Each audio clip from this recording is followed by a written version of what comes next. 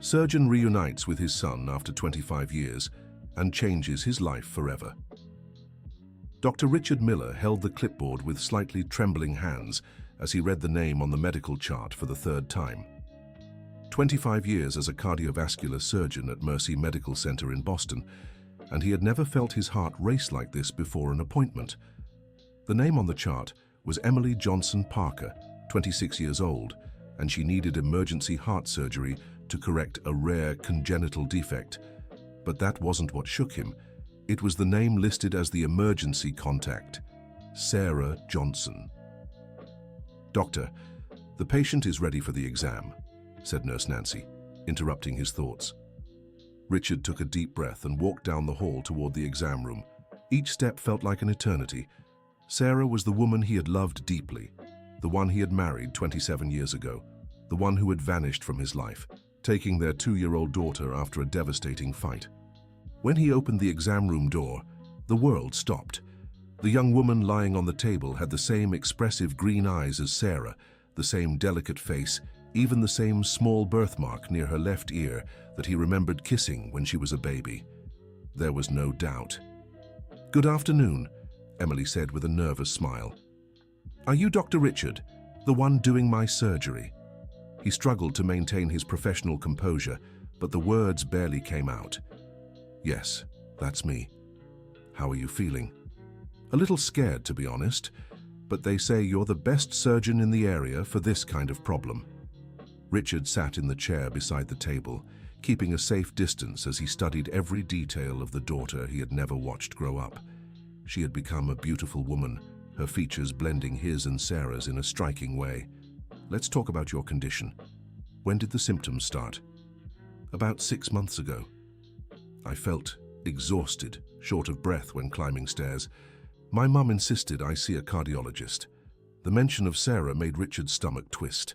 All those years he had searched tirelessly for them in the first 5 years after they disappeared. He'd hired private investigators, visited every town in Massachusetts where Sarah had relatives, but it was as if they had vanished from the face of the earth. "Your mother, is she here today?" "Yes. She went to park the car. She should be here any minute." Richard felt a mix of anxiety and dread.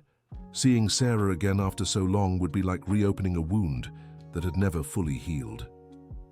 "Doctor, can I ask you a personal question?" Emily hesitated. "Do you have any children?" The question hit him like a punch to the gut. He looked straight into his daughter's eyes, and for a moment, he almost told her the truth. "Why do you ask?" "It's just, I've always wanted to meet my father.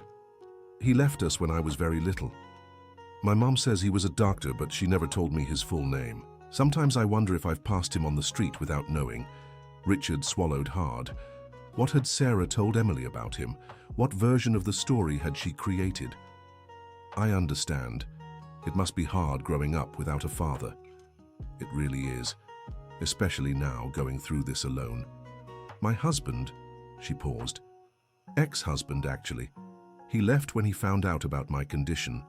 Said he couldn't handle the possibility of me." Dear listener, if you're enjoying the story, don't forget to like and subscribe to the channel. It really helps those of us just starting out. Now back to the story. The door opened at that moment, and Sarah walked into the exam room. Richard felt as if time had completely stopped. She was still beautiful at 52, with a few grey strands in her brown hair and subtle wrinkles around her eyes, but essentially the same woman he had fallen in love with 3 decades ago. Sarah's face paled when she saw him. She stopped in the doorway, gripping the doorknob as if she needed support to keep from falling. "Mom, this is Dr. Richard, the one who'll be performing my surgery," Emily said, oblivious to the tension in the air. Sarah forced a smile and extended her hand formally. "Pleasure to meet you, Doctor. I'm Sarah, Emily's mother." The handshake lasted only a few seconds, but it was enough for Richard to feel that her hands trembled as much as his. "The pleasure is mine," he replied, struggling to keep his voice steady. "Doctor," Sarah said, clearly trying to shift the focus of the conversation, "I'd like to understand more about the risks of the surgery." Richard spent the next 20 minutes explaining the procedure. but his mind was split between professionalism and the thousands of personal questions he wanted to ask. How had Sarah found Emily after all these years? Why had she lied about him abandoning them?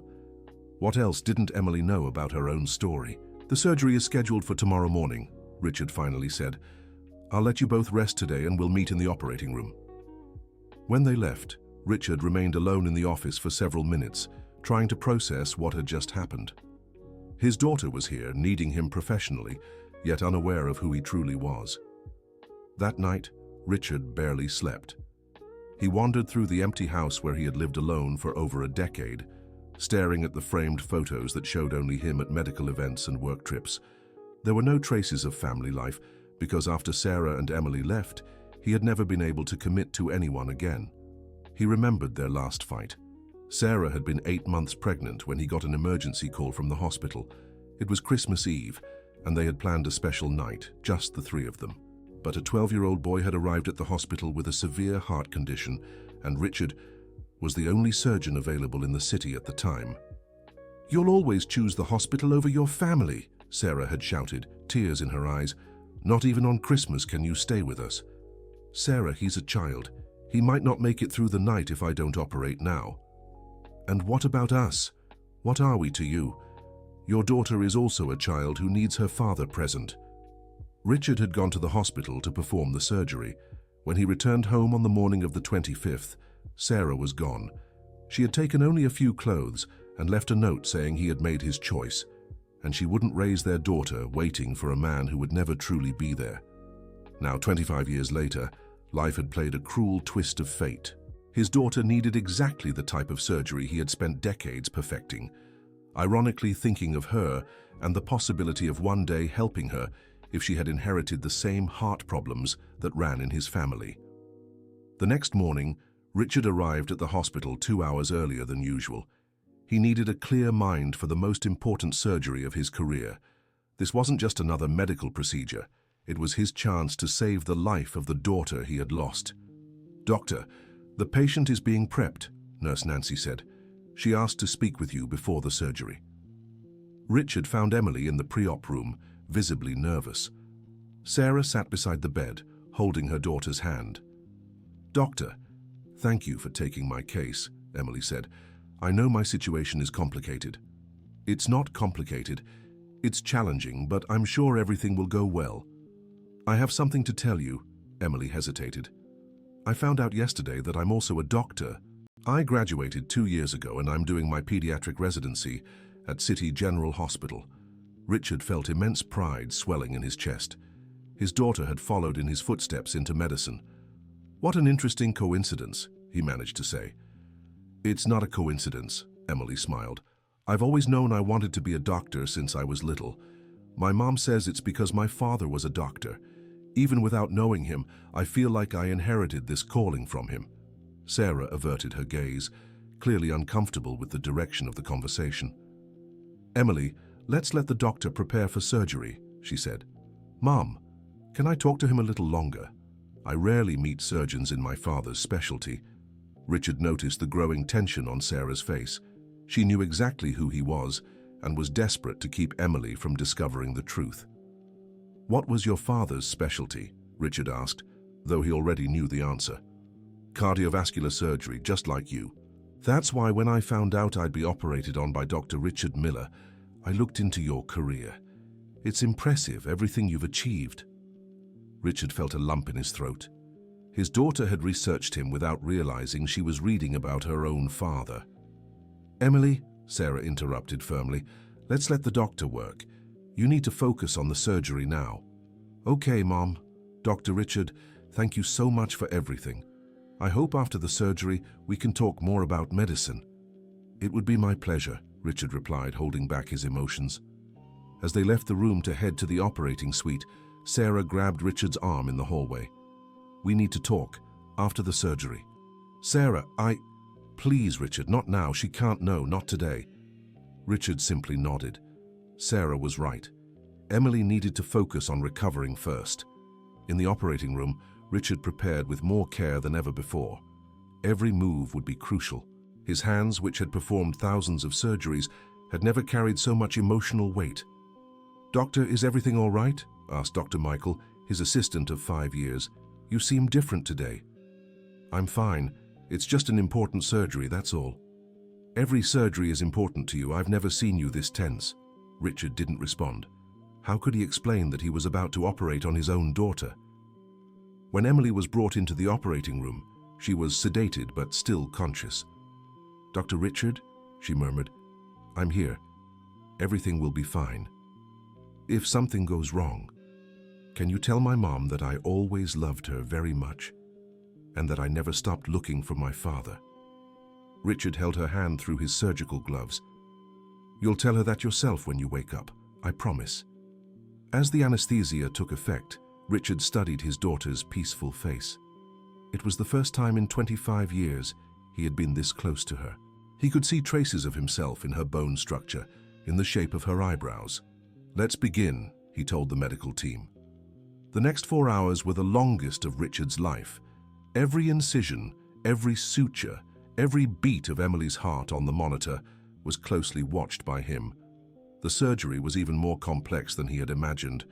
The malformation was similar to a case he had studied years ago in his own family medical history. "Doctor, her blood pressure is dropping," the anesthesiologist warned. "Increase the medication. I need 10 more minutes to finish this suture." Richard worked with millimeter precision, drawing on every bit of experience from his decades-long career. There was no room for error. "Pressure stabilizing," the anesthesiologist said. "Perfect. We're almost done." When he finally placed the last stitch, Richard felt an overwhelming sense of relief. The surgery had been a complete success. "Doctor, in 30 years working in the operating room, I've never seen a procedure as precise as this one," commented the scrub nurse. "She's special," Richard replied, unable to hide the emotion in his voice. Dear listener, if you're enjoying the story, take a moment to like and especially subscribe to the channel. It helps us a lot as we're just starting out. Now, back to the story. In the recovery room, Richard waited for Emily to wake up. Sarah was by the bed, holding her daughter's hand and crying silently. "The surgery was perfect," Richard told Sarah. "She'll make a full recovery." "Thank you," Sarah whispered, still crying. "Thank you for saving my daughter." "Our daughter," Richard corrected softly, just for Sarah to hear. Sarah looked at him with tear-filled eyes. "Richard, Not now, Sarah. Let her wake up first. We'll talk later." Emily began to stir and slowly opened her eyes. "Mom? Dr. Richard?" "We're here, sweetheart," Sarah said. "The surgery was perfect." "How do I feel?" Emily tried to sit up. "Easy," Richard guided. "You're fine, but you need to rest. Your heart is working perfectly now." "Doctor, can I confess something?" "Of course." "When I was going under anesthesia, I had this strange feeling. Like you were someone familiar, someone important in my life. It's silly, right?" Richard and Sarah exchanged meaningful glances. "Sometimes anesthesia causes those sensations," Richard explained. "It's normal." "Dr. Richard, could you stay a little longer? I'd like to talk to you about medicine. It's rare to meet someone with so much experience." "Of course. Your mother and I actually have some things to discuss." Sarah stood from her chair, clearly nervous. "Emily, I'll go get some coffee. Do you want anything?" "No need, Mom. Stay here with us." Richard noticed Sarah was trying to find an excuse to delay the inevitable conversation. "Sarah, why don't we talk in my office while Emily rests? So I'll have the nurse look after her." "All right," Sarah agreed reluctantly. In the office, the two sat in silence for a few minutes. 25 years of resentment, longing, and unanswered questions hung heavy in the air between them. "Why did you lie to her about me?" Richard finally asked. Sarah took a deep breath before answering. "Because I was angry. So angry. And hurt." "Anger doesn't justify taking a daughter away from her father, Sarah." "Doesn't it?" "Richard, do you remember the last conversation we had before I left?" "I do. You were upset because I had to perform an emergency surgery on Christmas Eve." "It wasn't just about that surgery, Richard. It was about all the surgeries, all the shifts, all the times you chose the hospital over your family. Emily was 2 years old and barely knew her own father." Richard knew Sarah was partly right. but the pain of separation was still raw. But I was building a career to give you both a better life. We didn't need a better life. We needed you there. And when I tried to talk about it, you always said I didn't understand the importance of your work. And you thought the solution was to run away with my daughter. I didn't run, Richard. I left. I left that note explaining. A note? Sarah, you were my family. Didn't I deserve a conversation, a chance to change? Sarah began to cry. You want the truth? I was scared. Scared of what?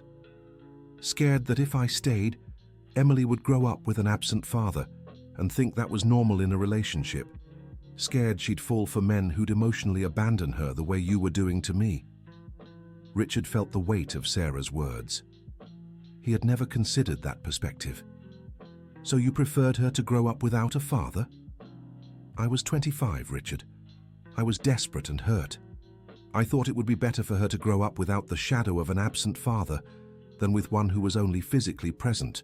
And was it better? Does she seem happy? Sarah hesitated. She always missed you. Always. And I always felt guilty about that. Then why did you never reach out to me? In 25 years, did you never think of giving me a chance to know my daughter? I did. Many times. But the more time passed, the harder it became to explain why I had disappeared for so long. Richard stood up and walked to the office window.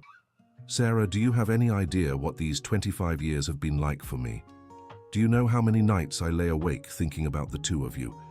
How many private investigators I hired to try and find you?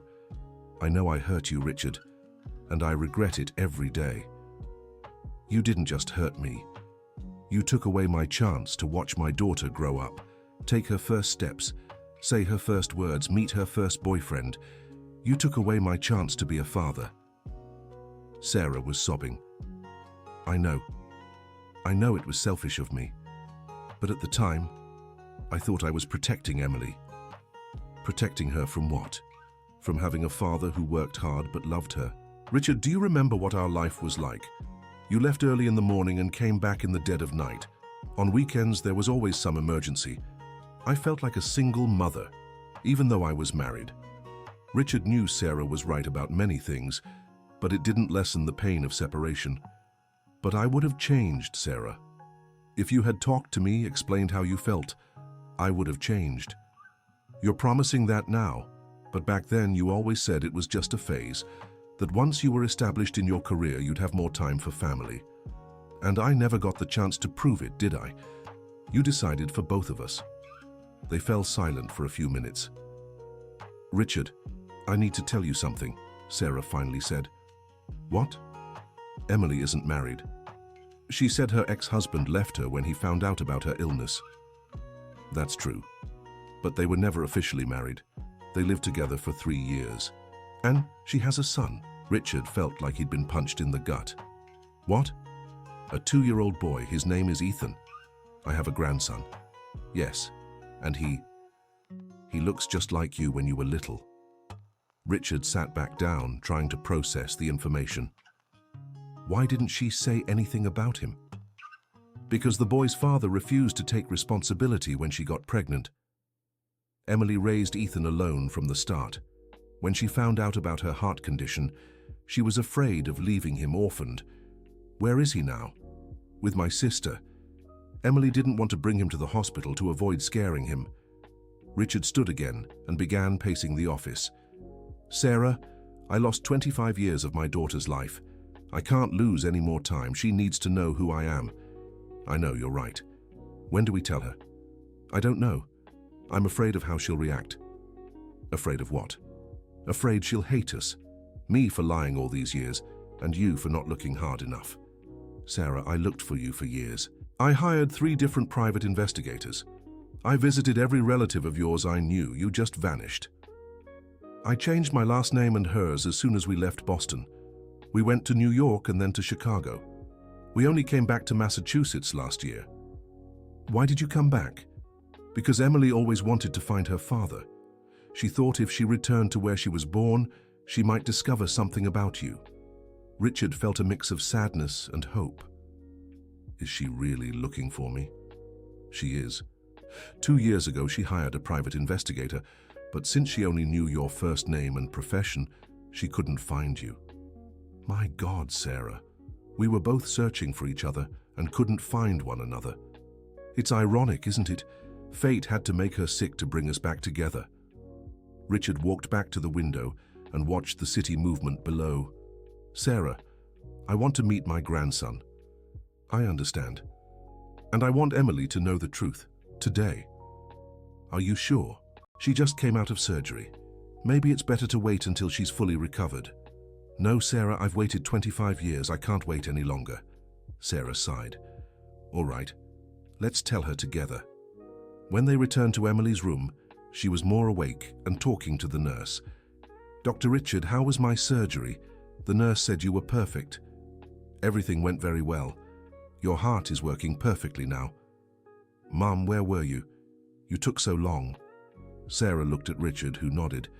Emily, we need to talk to you about something important. What happened? Is there a problem with my recovery? No, sweetheart. It's not about the surgery. It's about your father. Emily sat up in bed, suddenly alert. My father? Did you find out something about him? Sarah glanced at Richard again, gathering courage. Emily, your father is Dr. Richard. Emily looked confused, shifting her gaze between Sarah and Richard. What are you saying? Dr. Richard Miller is your father, Emily. The surgeon who just operated on you is your father. Emily fell silent for a long moment, processing the information. Is this a joke? It's not a joke, sweetheart, Sarah said, tears in her eyes. Emily stared at Richard. You're my father. Richard stepped closer to the bed. I am, Emily. I'm your father. But Mom always said you abandoned us. Richard looked at Sarah with an expression mixing hurt and understanding. I never abandoned you. Your mother left me when you were 2 after an argument. I searched for you for years. Emily began to cry. I don't understand. Why did you lie to me? Why didn't you tell me the truth? Sarah moved to the other side of the bed. Because I was hurt and angry, Emily, and because I thought it would be better for you to grow up without the disappointment of an absent father. But I always wanted to meet my father. Always. You took that from me. Richard sat in the chair beside the bed. Emily, I know it's hard to understand right now, but I never stopped loving you. I never stopped thinking about you every single day for these 25 years. How can I believe that? How can I believe anything you tell me now? Emily's question was genuine and painful. I understand your anger, Richard said, but you need to know that everything I've done in my career was with you in mind. Every technique I developed, every specialization I pursued, was in case one day you might need my help. What do you mean? The heart condition you have is genetic. It runs in my family. I always knew there was a chance you might inherit it. So, I dedicated my career to becoming the best cardiovascular surgeon I could be, just in case you ever needed me. Emily stopped crying and looked directly into Richard's eyes. You specialized in heart surgery. Because of me? In large part, yes. And it worked. The surgery I performed on you today was developed specifically for your type of condition. My God, Emily whispered. Every time I researched famous cardiovascular surgeons, your name came up, and I never knew I was reading about my own father. Sarah held Emily's hand. Darling, I know you two have a lot to talk about and so much lost time to make up for, but I need you to know that everything I did was out of love. Misguided love, love that went the wrong way, but love. Mom, how could you keep me from knowing my father all these years? Because I was afraid, Emily. Afraid you'd be disappointed. Afraid he wouldn't want to be part of our lives. Afraid of so many things. Richard stood up and walked to the bedroom window. Emily, your mother wasn't entirely wrong about me back then. I really did work too much and was absent. But that changed over the years. When you both left my life, I realized professional success means nothing if you don't have family to share it with. You never married again. Never. I could never have a serious relationship with anyone after your mother. Why? Because the two of you were always my family. Even from a distance, even without knowing where you were. Emily stayed silent for a few minutes, watching Richard. "Can I ask you something?" "As much as you'd like." "Do you remember anything from when I was a baby?" Richard smiled for the first time since they'd come back into his life. "I remember everything. You started crawling at 9 months. Your first word was Dada. But your mother insisted you were trying to say Mama. You had a blue teddy bear you carried everywhere." Emily began crying again, but this time they were tears of emotion. "I still have that teddy bear. My mum said it was from my father, but she never gave me more details." Sarah was surprised. "You still have the teddy bear?" "I do. And Ethan plays with it now." Richard stopped breathing for a moment. "Ethan?" "My son. He's 2. Sarah told me. I'd love to meet him." "He looks so much like you when you were little," Sarah said. "He has the same hands, the same curiosity, the same way of tilting his head when he's thinking." Dear listener, if you're enjoying the story, take a moment to like and especially subscribe to the channel. It really helps those of us just starting out. Now, continuing. "Can I see a picture of him?" Richard asked. Emily picked up her phone from the nightstand and showed him several photos of Ethan. Richard's heart tightened.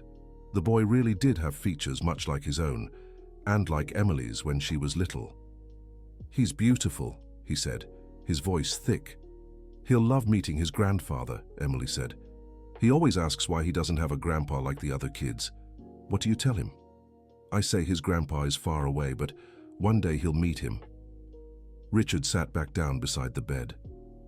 "Emily, I know we have 25 years to catch up on, and I know it'll take time for you to forgive me and trust me. But I'd love to be part of your life and Ethan's if you'll let me. I need some time to process all this. It's a lot at once. I completely understand, but I do want to get to know you better. I want to hear about your life all these years, what you like to do, what you're like outside the hospital." Richard smiled. "We have plenty of time for that. I'm not disappearing from your life again." "And Ethan? When can I introduce him to you?" "Whenever you're ready. I don't want to rush you." Sarah, who'd stayed quiet during the conversation, finally spoke. "Richard, would you like to have dinner with us tomorrow, if Emily feels well enough to be discharged?" Richard looked at Emily, who nodded. "It would be an honor. Ethan will be there," Emily said. "Better prepare your heart to meet your grandson." "I've been ready for 2 years," Richard replied. "Ever since he was born, even without knowing he existed." The next day, Richard arrived at Sarah's house with a gift for Ethan, a toy doctor's kit and a stuffed bear identical to the one he had given Emily when she was a baby. When Ethan ran to the door to see who had arrived, Richard was deeply moved. The boy was a perfect mix of Emily as a child and himself at that age. "Ethan, this is Richard," said Emily. "Remember I told you about him?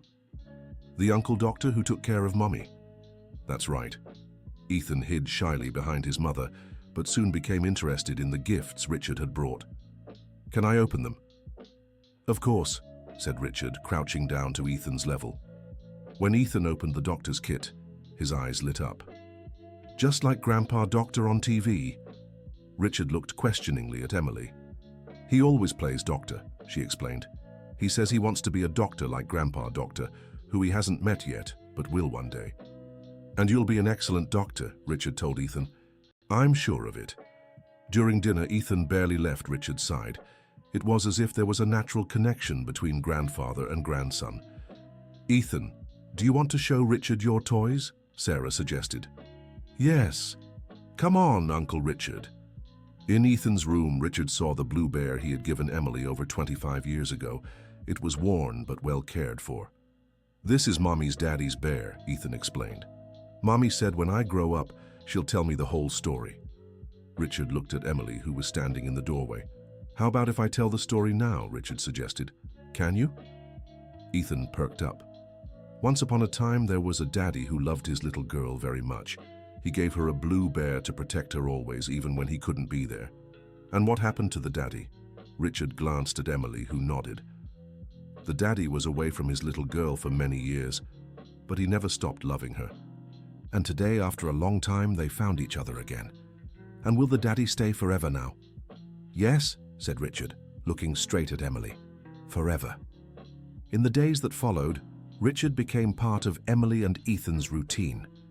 He adjusted his hospital schedule to have more free time and started picking Ethan up from school a few times a week. "Grandpa Richard, can you teach me to be a doctor?" Ethan asked during a walk in the park. "I can teach you some things, but you're still very little. For now, how about learning to take good care of the people you love?" "How?" "By being kind, paying attention when someone isn't feeling well, helping when someone needs it." "I already do that with Mommy." "Then you're already learning to be a doctor of the heart." Ethan smiled and hugged Richard. "Grandpa Richard, can I tell you a secret?" "Of course." "I always knew you'd come into our lives." "What do you mean?" "I dreamed about you. A kind man who took care of sick people and was going to take care of Mommy." Richard felt tears in his eyes. "And you're not afraid of me?" "Why would I be afraid? You're just like me." "How so?" "You have the same hands as me, the same way of thinking, and you love Mommy like I do." Meanwhile, the bond between Richard and Emily grew stronger every day. They discovered they had much more in common than just physical resemblance. "Dad," Emily said one day, using the word for the first time. "Can I ask you something?" Richard was moved to be called Dad. "Anything." "Why did you never give up looking for us?" "Because a father's love doesn't expire, Emily. No matter how much time passes, no matter the distance, no matter the circumstances, a father's love is forever. Even when Mom said it would be better if you forgot about us." Richard stopped walking. "Your mother said that?" "She did. Right after we left Boston, she said it would be better for everyone if you moved on with your life and forgot we existed." "And how did you feel about that at the time?" "I was too young to fully understand, but I remember crying a lot. I didn't want my dad to forget me." "I never forgot you, not for a single day. In fact, it was the opposite. The more time passed, the more I missed you." Emily stopped walking and turned to Richard. "Dad, can you hug me?" It was the first father-daughter hug in 25 years. Richard held her tightly, pouring all the longing from their years apart into that embrace. "I love you, Emily. I always have." "I love you too, Dad. And I'm sorry it took me so long to call you that." "You don't have to apologize for anything. We're all learning how to be a family again." A few weeks later, Richard made an important decision. He invited Emily and Ethan over for dinner at his house. "Ethan, what do you think of Grandpa Richard's house?" Emily asked. "It's big, but it's too quiet." "Why aren't there any kids making noise?" Richard laughed. "Because I've always lived here alone." "But don't you get sad being alone?" "I used to, but not anymore, because I have you now." During dinner, Richard made an announcement. "I've been thinking, this house is too big for just one person, and you're paying rent for your apartment." "What are you suggesting?" Emily asked. "That you move in here with me. There's plenty of space. Ethan can have a big room to play in and we can spend more time together." Emily glanced at Ethan, who was thrilled by the idea. "Grandpa Richard, can I have my own room?" "You can have any room you want." "And can I play doctor in your office?" "You can, but only when I'm not working." Emily hesitated. "Dad, I'm not sure this is a good idea. We're still getting to know each other." "I understand your concerns, but think of it this way. Ethan is at the age where he needs strong family bonds, and I already missed the first 2 years of his life. I don't want to waste any more time. What if it doesn't work out? If it doesn't, you can leave any time, but I'm willing to make whatever adjustments are needed to make it work." Ethan tugged on Emily's sleeve. "Mum, I want to live with Grandpa Richard. That way I can learn more about being a doctor." Emily smiled. "All right, we'll try it, but with a few rules." "What rules?" "First, Ethan can't interfere with your work. Second, we'll split the household expenses. Third, if any of us ever feels uncomfortable, we talk about it openly." "I agree to all the rules," Richard said. "Can I add one?" "What?" "That we have family dinner at least 3 times a week. No work, no phones, just talking and getting to know each other better." "Deal," Emily said. The move happened the following month. Richard turned one of the rooms into a child's paradise for Ethan, complete with a race car bed and a bookshelf filled with kids' books about medicine. "Grandpa Richard, this room is cooler than the ones on TV," Ethan said on the first day. "You really like it?" "I love it. But you know what I love even more? What? Having a grandpa who lives in the same house as me. Richard was moved by his grandson's simple honesty, and I love having a grandson who lives in the same house as me. Over the months, the house transformed. There was laughter, lively conversations during meals, and weekend playtime in the garden. Richard discovered a side of himself he never knew, the present father and grandfather. "Dad, can I tell you something?" Emily said during one of their family dinners. "Of course." Today at the hospital, a colleague asked if my dad was the famous Dr. Richard Miller. When I said yes, she was so impressed. "Why?" "Because she said you have a reputation for being brilliant, but very serious and distant." I told her she was wrong, that you're the most caring and present person I know. Richard was moved. "It's just that at the hospital, I've always been very focused on work. But at home with you, I can just be myself." "And who is that?" Ethan asked. "I'm a man who loves his daughter and grandson very much, and who wants to make up for all the time he lost by being a present grandfather and a better father." Ethan got up from his chair and hugged Richard. "Grandpa Richard, you're the best grandpa in the world." "How can you be so sure?" Richard asked playfully. "Because you take care of Mommy, play with me, teach me important things, and always give me a good night kiss." Richard looked at Emily, who had tears in her eyes. "Ethan's right. You've become the father I always dreamed of having." During one of the weekends, Richard suggested a special activity. "How about we teach Ethan how to ride a bike?" "He's still too young," said Emily. "No, I'm not," Ethan protested. "I want to learn." "When I was his age, my father taught me," Richard said. "It was one of the most special moments of my childhood." Richard had bought a small bike for Ethan, and in the park near their home, he began the lessons. "Grandpa Richard, am I going to fall?" "Maybe. But if you do, I'll be here to help you up." "What if I can't learn?" "Everyone can learn to ride a bike, it just takes patience and practice."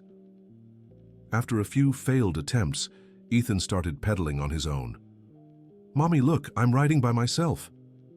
Emily filmed the moment with her phone, knowing it was a memory they'd cherish forever. "Grandpa Richard, thank you for teaching me." "You're welcome, champ. Now you can ride a bike forever." When they got home, Ethan ran to draw the experience. "Grandpa Richard, can I draw us riding bikes together?" "Of course." When Ethan finished the drawing, he showed it to Richard and Emily. It was a simple sketch of two figures on bikes, one big and one small, with a big yellow sun in the sky. "This is you and this is me," Ethan explained, pointing at the figures. Richard looked at the drawing and felt a deep emotion. It was the first time someone had drawn him as part of a family. "Can I keep this drawing?" "Yes, I'll make more for you too." That night, Richard put the drawing on the fridge, next to a photo of the three of them that Emily had taken. "Dad, thank you," Emily said before going to her room. "For what?" "For everything. For saving my life, for being present in Ethan's life, for turning this house into a home. You're the ones who gave my life meaning again." A few months later, Richard made an important decision about his career. He decided to cut his hospital hours in half to spend more time with his family. "Dad, are you sure about this?" Emily asked when he told her. "I am. I've learned there's no point in being the best surgeon in the world if I don't have time for the people I love. But your career is so important. My career is important, but you are essential. And I'll still be operating and teaching other doctors. I just won't live only for the hospital anymore." "What if you regret it?" "I won't. I've spent 25 years prioritizing only work. Now I want a better balance." Richard's decision had immediate positive effects. He started picking Ethan up from school every day, helped Emily with her pediatric residency, and began cooking special dinners on weekends. "Grandpa Richard, you cook better than Mommy," Ethan said during one dinner. "Ethan," Emily protested, laughing. "It's true, Mommy. Grandpa Richard's pasta is tastier. It's because I cook it with lots of love," Richard explained. "When you do something with love, it turns out better. So when I become a doctor, I'll take care of patients with lots of love too." "That's the most important thing a doctor can do," Richard said. During Ethan's school break, Richard decided to take him to see the hospital. "Grandpa Richard, is this where you work?" "Yes, it is." And this is where I operated on your mom. Can I see the place? Richard showed Ethan the surgical center, the recovery room, and his office. Grandpa Richard, when I grow up, can I work here with you? If you want to be a doctor and study hard, then yes, you can. I do. I want to take care of people like you took care of Mom. In the office, Ethan saw the diplomas and certificates on the wall. What are all these? They're papers that show I studied a lot to become a doctor. Will I have papers like these too? If you dedicate yourself to your studies, you will. Ethan was impressed by how serious the office looked. Grandpa Richard, are patients scared to come here? Some are. That's why it's important for a doctor to be kind and caring so people feel safe. How do you do that? By talking calmly, explaining everything that's going to happen and showing that I care about them. Can you teach me that? I can. Actually, you already do it naturally. Whenever someone is sad, you try to help. Ethan smiled proudly. That's true. When Mom was sick, I always stayed by her side. That night, Ethan asked questions about medicine during dinner. Grandpa Richard, how did you know you could cure Mom? I didn't know for sure, but I studied hard and prepared myself so I could help her. And if you hadn't been able to? Richard looked at Emily before answering. If I hadn't, I would have been very sad, but I would have tried everything possible. So that's why it's important to study hard to be a doctor? Exactly. The more a doctor knows, the more they can help people. Ethan grew thoughtful. Grandpa Richard, thank you for studying so much so you could take care of Mom. Richard was moved by his grandson's spontaneous gratitude. You're welcome, Ethan. It was the most important thing I've done in my life. As time passed, Richard, Emily, and Ethan developed family traditions they'd never had before. Every Sunday, they had a picnic in the park, every Monday was homemade pizza night, and every Friday, Ethan got to pick a movie for them to watch together. Dad, thank you for creating these traditions, Emily said during one of their picnics. Why are you thanking me? Because Ethan is having the childhood I wish I'd had, with a present father, with special family moments, with the feeling of belonging somewhere. Richard held Emily's hand. And what about you? Are you happy now? Happier than I ever thought possible. I have my health back, my son is happy, and I have the father I always wanted to know. And Sarah, how is she handling all this? Better than I expected. I think she's also relieved to have finally told the truth. Sarah had become a constant presence in the new family's life. She had dinner with them once a week and helped take care of Ethan when needed. Richard, can I tell you something? Sarah said during one of those dinners. Of course. Thank you for forgiving everything that happened. I know I made decisions that hurt all of us. Sarah, there's no use dwelling on the past. What matters is that we're all together now. Even so, I need you to know I regret keeping you and Emily from having a father-daughter relationship all those years. I understand your reasons back then. You were protecting Emily the best way you knew how. I was wrong. Maybe. But that doesn't matter anymore. What matters is that our daughter has become a wonderful woman, and that now we have the chance to be a family, even if not in the traditional way. Ethan, who had overheard the conversation, approached Sarah. Grandma Sarah, Grandpa Richard said that when we love someone, we forgive their mistakes. Sarah hugged Ethan. Your grandfather is very wise, Ethan. And you're wise too. Mom said you raised her all by yourself when she was little. That must have been really hard, right? Sarah was moved by Ethan's understanding. It was, sweetheart, but it was worth it, because your mom turned into an amazing person. During one of the weekends, Richard had a special idea. Ethan, how about we learn to make a kite together? What's a kite? Richard was surprised. You've never seen a kite? No. Richard looked at Emily. Back in our day, all the kids flew kites. Ethan grew up in an apartment in the city. He's never been around those traditional games. Then it's time he learned. Richard bought materials to make kites and spent Saturday teaching Ethan. Grandpa Richard, how does the kite fly? The wind pushes it up and we control it with the string.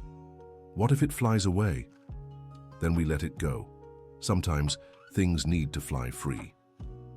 When they finally got the kite flying in the park, Ethan was ecstatic. "Mom, look how high it is." Emily filmed the moment, capturing her son's genuine joy and Richard's satisfaction in teaching his grandson something new. "Grandpa Richard, thank you for teaching me how to make a kite. Can I teach my school friends?" "Of course. It's important to share the good things we learn." That night, Ethan drew a picture of the kite experience and gave it to Richard. "This drawing is going on the fridge too," Richard said. "Do you like my drawings? I love them. They show all the happy moments we're sharing together." A few months later, Richard received an invitation to give a lecture at an international medical conference. It was a significant honor in his career. "Dad, what an amazing opportunity," Emily said when he told her about the invitation. "It is, but the lecture is in Los Angeles and I'd be gone for a week." "What's the problem?" "The problem is, I don't want to be away from you all for a week, especially Ethan. Dad, it's just a week and it's important for your career." "My career is already established, Emily. What's important now is our family." Ethan, who had been listening, walked over. "Grandpa Richard, you don't want to go because you don't want to be away from us?" "That's right, champ. But if it's important for your work, you can go. We'll be here waiting." Richard crouched down to Ethan's level. "You wouldn't be sad if I left?" "I would, but we can talk on the phone every day and you can bring me back a present." Richard laughed. "What kind of present would you like?" "A children's book about medicine." Richard looked at Emily, amazed by his grandson's maturity. "All right, I'll accept the invitation, but I'll miss you all so much." "We'll miss you too," Ethan said, "but when you come back you can tell me all about your trip." The week of the trip was hard for everyone. Richard called twice a day, always at lunchtime and before Ethan went to bed. "Grandpa Richard, what's Los Angeles like?" Ethan asked during their video calls. "It's a big, beautiful city, but not as beautiful as Boston because you're not here." "Do you miss us?" "So much. But tomorrow's my lecture, and the day after I'll be coming home." "That's great. I made you a new drawing. Can I see?" Ethan held up the drawing to the camera. It was a picture of the three of them at home with the caption, "Happy Family," written in crooked letters. "This is the most beautiful drawing you've ever made," said Richard, moved. When Richard returned from his trip, Ethan ran to hug him at the airport. "Grandpa Richard, I missed you so much." "I missed you too, champ. I brought the gift you asked for." Richard had bought not just one book about medicine for kids, but an entire collection. "Wow, that's so many books." "Yes, for you to read as you grow up." That night during dinner, Richard talked about his trip. "The lecture went well, but the whole time I kept thinking about you all." "What do you mean?" asked Emily. "During the presentation, I spoke about the importance of work-life balance for a doctor. I shared how my life changed after you came into it. You talked about us in your lecture." "I did. I told them how I rediscovered what truly matters in life." "And what did people think?" "Many doctors came to talk to me afterward. They said they related to my story and that they also wanted to improve their work-family balance." Ethan, who had been listening, asked a surprising question. "Grandpa Richard, did you help other doctors become better dads?" "Maybe, Ethan. Sometimes when we share our story, we can help others." "So our family helped other families?" Richard was touched by Ethan's insight. "That's a beautiful way to think about it." Over time, Richard began involving Ethan in small medical-related activities. "Ethan, want to help me organize my medical tools?" "Can I? I won't break anything." "You won't. I'll teach you how to handle things carefully." Richard showed Ethan how to clean and organize the basic instruments, always explaining what each one was for. "This one is for listening to people's hearts." "Can I listen to my own heart?" "Of course." When Ethan heard his own heartbeat, he was fascinated. "Grandpa Richard, why does the heart make that sound?" "Because it's pumping blood all through your body to keep you alive and healthy." "And when Mommy was sick, was her heart not doing that right?" "That's right. But now her heart works perfectly." Ethan grew thoughtful. "Grandpa Richard, thank you for fixing Mommy's heart." Richard hugged his grandson. It was the most important work of my life. During one of Emily's routine checkups, Richard confirmed she was fully healed. Dad, does this mean I'll never have heart problems again? It means you're completely healthy and can live a normal life. But we'll do yearly checkups to make sure everything stays good. What about Ethan? Could he have inherited the same issue? It's possible, but it's also possible he didn't. We'll monitor his development and do preventive tests when he's older. If he does have the same problem, will you be able to operate on him too? Richard smiled. If needed, yes, but let's hope it won't be necessary. That night, Emily shared the good news with Ethan. Ethan, Grandpa Richard said, Mommy's heart is perfect now. Does that mean Mommy will never get sick again? It means Mummy's heart is healed and working perfectly. Ethan ran to hug Richard. Grandpa Richard, you're the best doctor in the world. Why do you say that? Because you fixed Mommy, and now our family is whole and happy. Richard was moved by the simplicity and truth in Ethan's words. Our family really is whole and happy, he agreed. A few months later, during a Sunday lunch, Ethan made an important announcement. Grandpa Richard, I've decided something. What have you decided? When I grow up, I want to be a doctor just like you, but I want to be a doctor for kids. Why for kids? Because kids don't really understand when they're sick and they get scared. So I'll explain everything to them so they stay calm, just like you did for me when you explained medical stuff. Richard looked at Emily with pride. That's a beautiful choice, Ethan. A doctor for kids is called a pediatrician. Pediatrician, Ethan repeated slowly. It's hard to say. At first it is, but you'll get used to it. And can you teach me how to be a pediatrician? I can teach you some things, but to be a pediatrician, you'll need to study hard in school, then in college, and then do a residency. Does it take a long time? Yes. About 12 years of studying after high school. Ethan grew thoughtful. That is a long time. But it's worth it if I can help kids like you helped Mom. That night, Richard reflected on the conversation with Ethan. It was moving to see his grandson already showing a calling for medicine, but he also wanted to make sure Ethan was choosing it for himself and not because of family pressure. Emily, do you think we're influencing Ethan too much about medicine? Why do you ask? Because I don't want him to feel forced to follow our profession. I want him to choose what he really wants to do. Dad, I think Ethan genuinely likes medicine, but you're right. We should encourage him to explore other possibilities too. The next day, Richard had an honest talk with Ethan. Ethan, when you said you want to be a doctor, is it because you really want to, or because Grandpa and Mom are doctors? Ethan thought for a moment before answering. It's because I like helping people who are suffering. At school, when a friend gets hurt, I'm always the first to help. And what if you discover you like other things too? Like what? I don't know. Teacher, engineer, veterinarian, musician. There are lots of professions in the world. Veterinarians take care of sick animals too, right? That's true. Then maybe I could be a veterinarian and help sick animals. Richard smiled. What matters is that you study hard, and when you're older, choose the profession you like most. And will you still be proud of me even if I'm not a doctor? Richard hugged Ethan. I'll always be proud of you, no matter what profession you choose. What matters is that you're a good and happy person. As the months passed, Richard's home transformed completely. What was once a quiet, formal space became a lively home full of laughter and love. Dad, you've changed so much since we reunited, Emily said during one of their family dinners. How so? You're more relaxed, happier, more present. Even your colleagues at the hospital have noticed the change. It's because you've brought joy into my life. Before, I lived only for work. Now I live for our family. And you don't miss your old life? Richard looked around the table, seeing Emily smiling and Ethan playing with his food. Not one bit. This is the life I always wanted. Ethan stopped playing and looked at Richard. Grandpa Richard, are you happier now? Much happier, Ethan. The most complete happiness I've ever felt. Why? Because now I have a real family.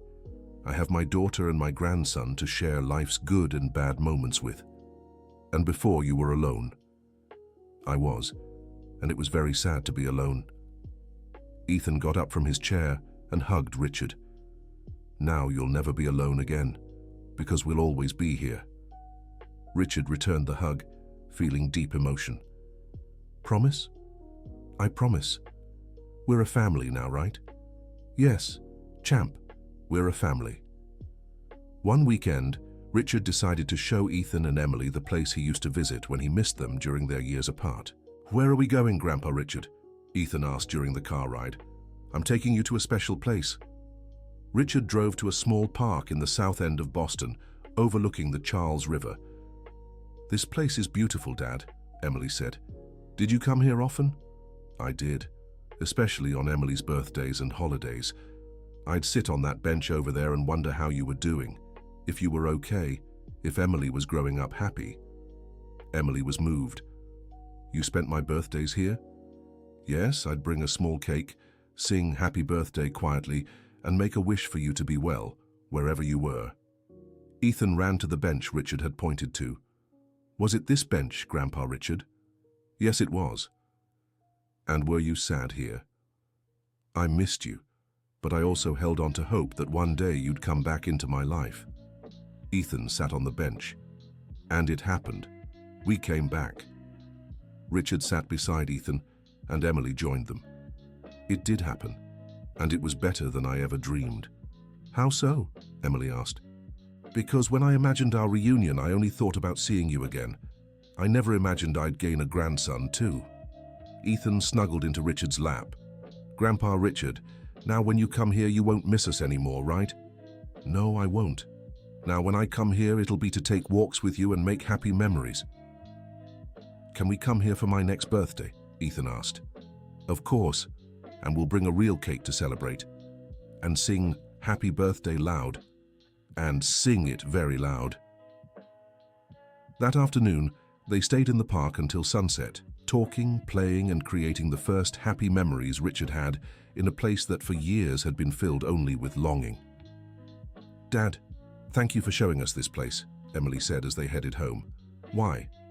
Because now I understand better how much you suffered all those years, and how much you loved us, even from afar. My love for you never faded, not even a little. If anything, it only grew over time. Ethan, drowsy in the back seat, murmured, Grandpa Richard, I love you so much. I love you too, Ethan, more than you can imagine. A few months later, Richard received an unexpected offer. A hospital in New York offered him a position as department head, with a much higher salary and national prestige. It's a very tempting offer, Dad, Emily said when he told her about it. It really is. It would be the peak of my career. But it would mean moving to New York, and I'm not sure I want to do that. Because of us? Because of our family. Ethan is settled in school, you're finishing your pediatric residency here. We have our routine, our home. I don't want to disrupt all that. Ethan, who had overheard the conversation, approached worriedly. Grandpa Richard, are you moving away? I don't know yet, Ethan. It's a tough decision. But if you move, we won't live together anymore.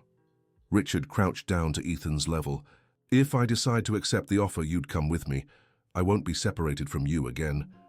But what if we don't want to move? Then I won't take the offer. Ethan thought for a moment. Grandpa Richard, is this move important for you?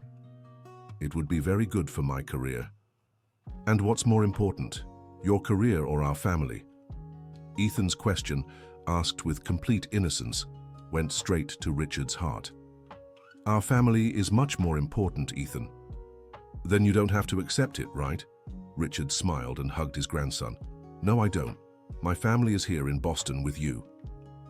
The next day, Richard called the hospital in New York and turned down the offer. Dad, are you sure you made the right decision? Asked Emily. I'm absolutely sure. I've learned that professional success means nothing if you don't have family to share it with.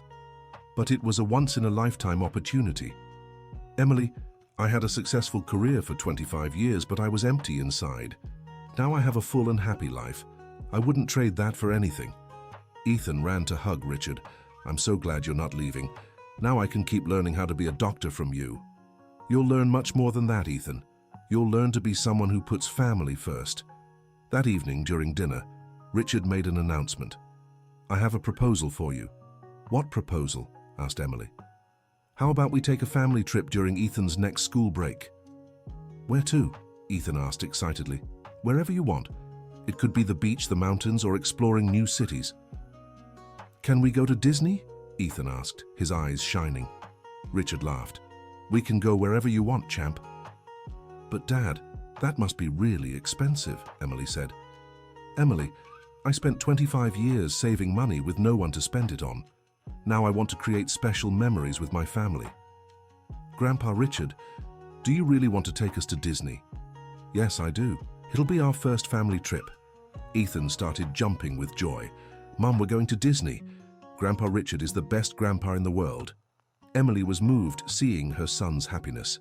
Dad, thank you, not just for the trip, but for everything, for making our lives so special. You're the ones who changed my life, Emily.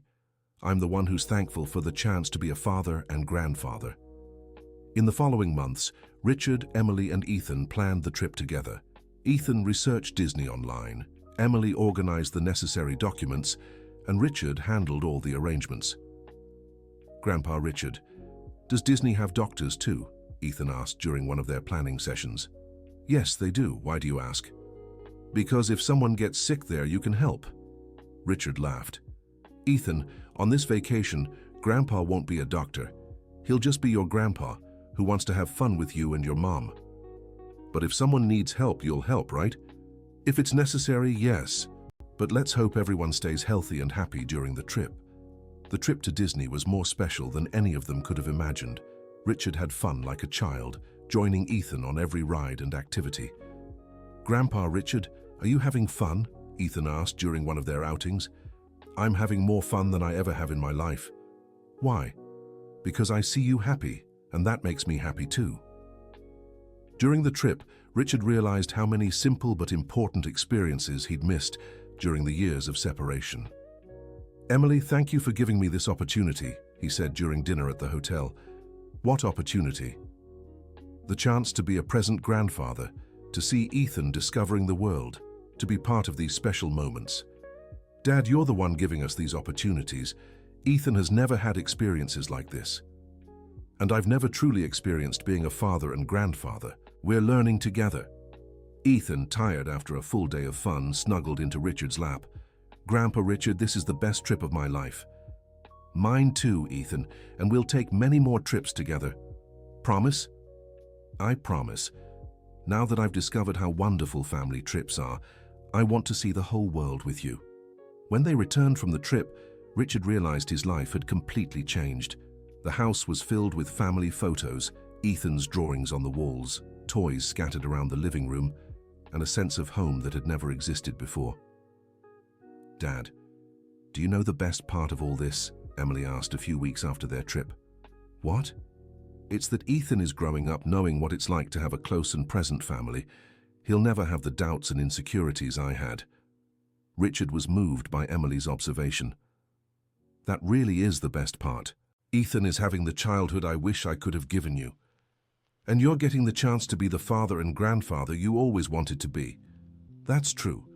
And you know what else? I've never felt so professionally fulfilled either. How so? Because now when I operate on a patient, I don't just think about the medical technique. I think about that person's family, how much they mean to someone.